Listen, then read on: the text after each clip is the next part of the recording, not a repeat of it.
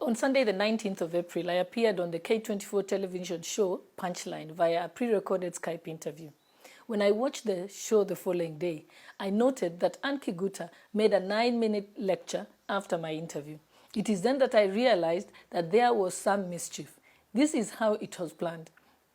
On Friday, April 17th, I came across a missed call from a number I did not recognize. Shortly, this was followed by a text message from Professor Mutahi Ngunyi, who introduced himself and requested me to appear on Punchline, a show hosted by Miss Hon Kiguta on K24 television.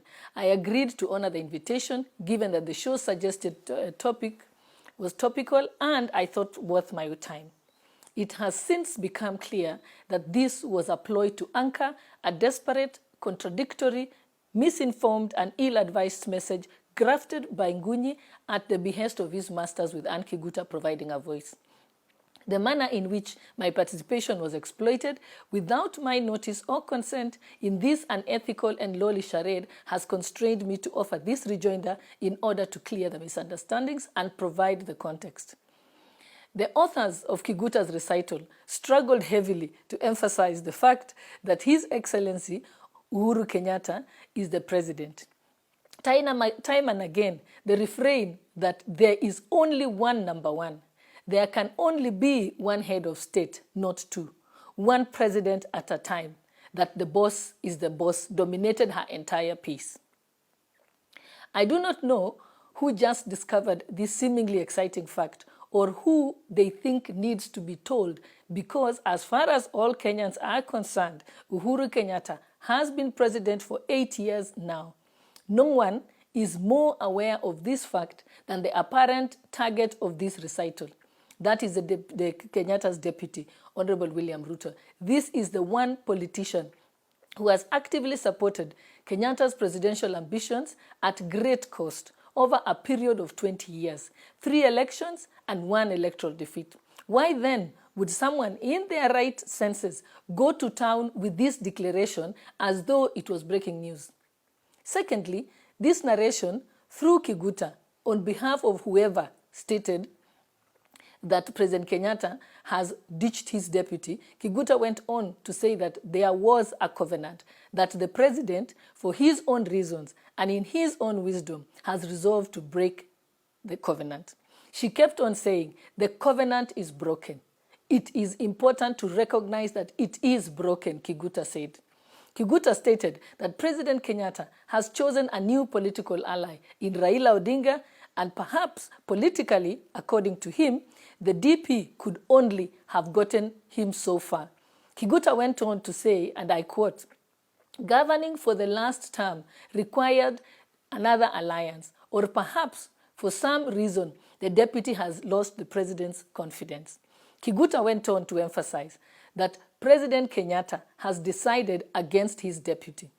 President Kenyatta is out of the marriage or the covenant, and it appears that it is for good. The effort invested to make this superfluous point is ridiculous. Only a fool doesn't know all this. In fact, no one knows this fact better than Jubilee's 8 million members. We know it because there has been no party meeting at any level or any time this term. No parliamentary group meeting, no National Executive Council meeting, and no National Governing Council meeting. But the irrelevance of this strenuous assertion is borne out by plain facts. When Kenyatta came together with Ruto to contest the 2013 election, they had an agreement. The agreement was for Ruto to support Kenyatta in his bid to win the presidential election, and Ruto agreed to support Kenyatta unconditionally. There was no reciprocal agreement or commitment for Kenyatta to support Ruto in the future. Afterwards, Kenyatta, without any prodding, without any pressure or coercion, proceeded to enter a covenant with Jubilee supporters before Kenyans, where he undertook to serve for a full term and thereafter support Ruto to serve a subsequent term. His emphatic and repeated declaration in his own words, Kumi yangu, kumi ya Ruto. This covenant was publicly confessed on numerous occasions. There is no instant recorded, documented, or even merely remembered when Ruto mentioned or alluded to an arrangement of this nature, which remained purely a matter of Kenyatta's unilateral covenant.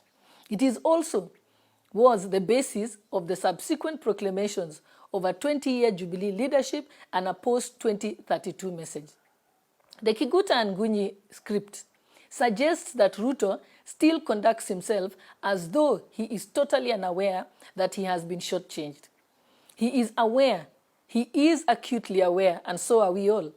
Only that he is a gentleman, and as such has refused to conform to the desires and expectations of the Kiguta masters who have labored strenuously to provoke and force him to behave in a certain way.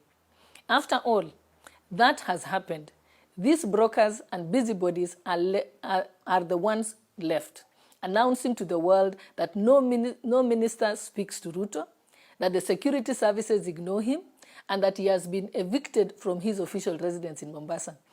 They go on to say that his cabinet roles have been transferred to a minister through an executive order.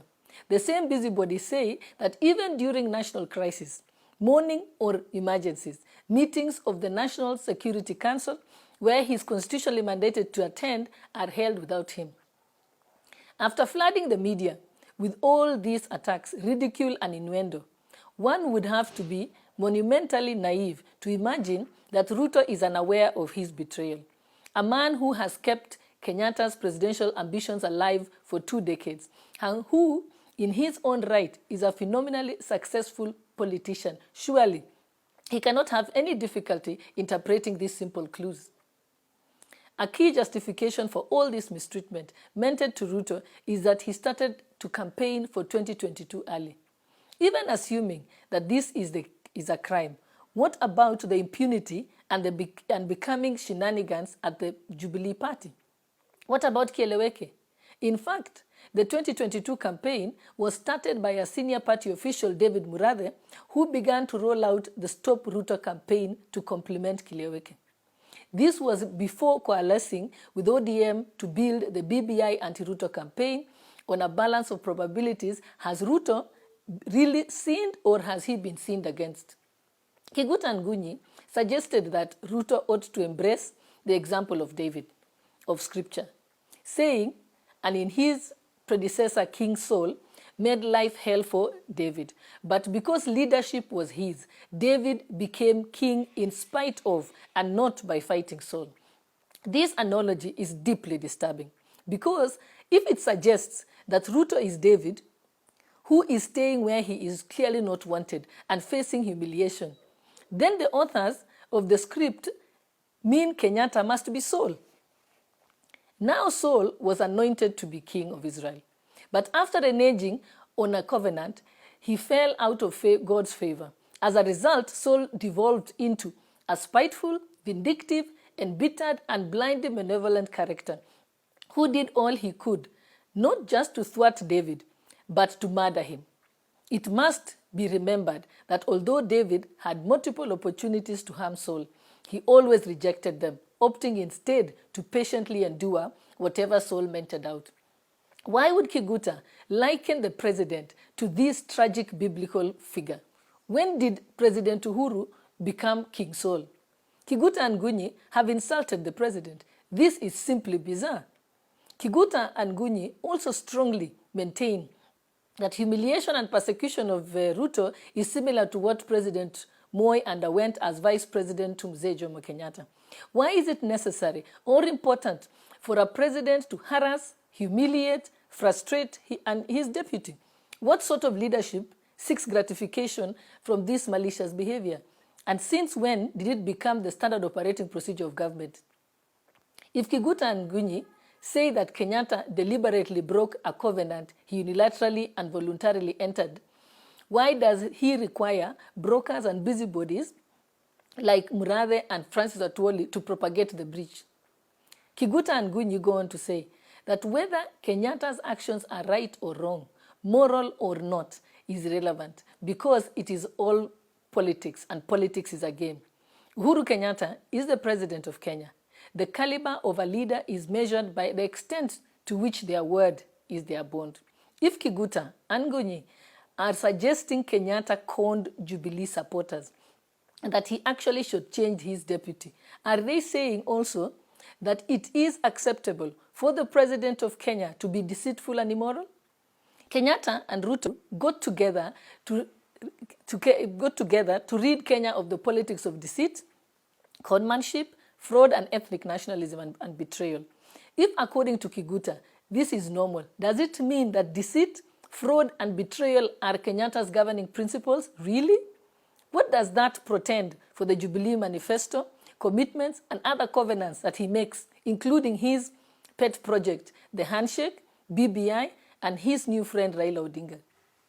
Finally, Kiguta and Ngunyi exert themselves at great length to say that the Jubilee Party was not a formal institution, but a function of the personalities of Kenyatta and Ruto. They further state that without Kenyatta, Jubilee is dead. Yet Kenyatta himself was clear that the party must transcend individuals and exist for future generations.